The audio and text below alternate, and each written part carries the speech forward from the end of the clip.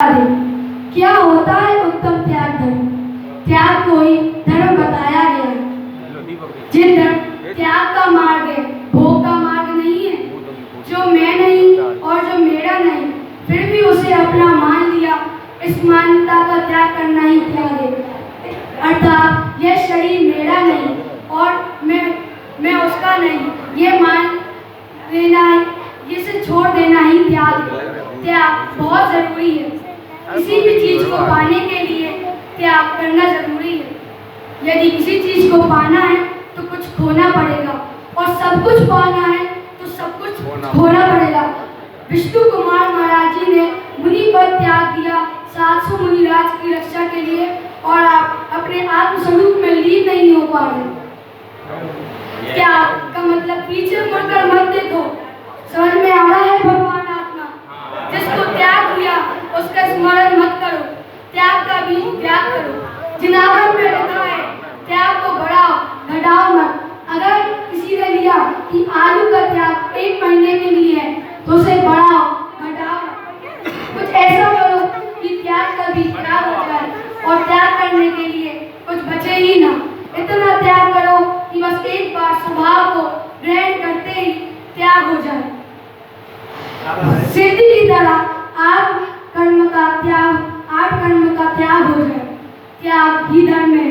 त्याग किया नहीं जाता। जो हो जाए वो धर्म है, और जो किया जाए वो कर्म है। जो अंदर से बिना मान के आवाज निकलती है वो ही सच्ची धर्म है।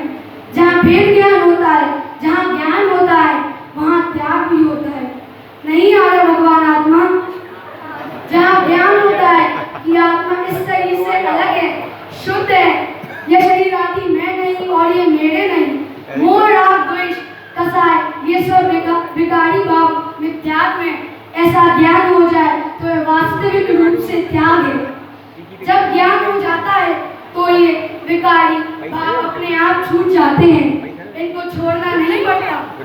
जैसे दूध में जहर है तो आपको पता है कि दूध में जहर है तो आप उसे नहीं पिएंगे।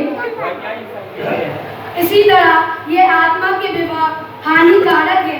ये ज्ञान में आ जाए तो ये वह स्वयं ही छूट जाएगा, और यही सच्चा त्याग है। बहुत कठिन मार्ग नहीं है त्याग का। जिस चीज से प्रीति होती है, राग होता है, वह नहीं छूटती। जब राग उस वस्तु से हट जाता है तो वह अपने आप ही त्याग हो जाता है। व्यवहार से चारों तरह का ध्यान सुपात्रों को देना, निश्चय से अपने उपयोग को आत्म स्वभाव में लगाना, दृष्टि लाना तथा एक में करना सच्चा त्याग धर्म है। दान करते समय मान नहीं आना चाहिए। हमें आज बाहर दान इसलिए मिला है क्योंकि हमने पूर्व भाव में आहार दान दिया है। आज हमें शुद्ध पूर्वक आहार मिल रहा है। हमने पूर्व भाव में औषधि दी है, इसलिए आज हम निरोगी हैं।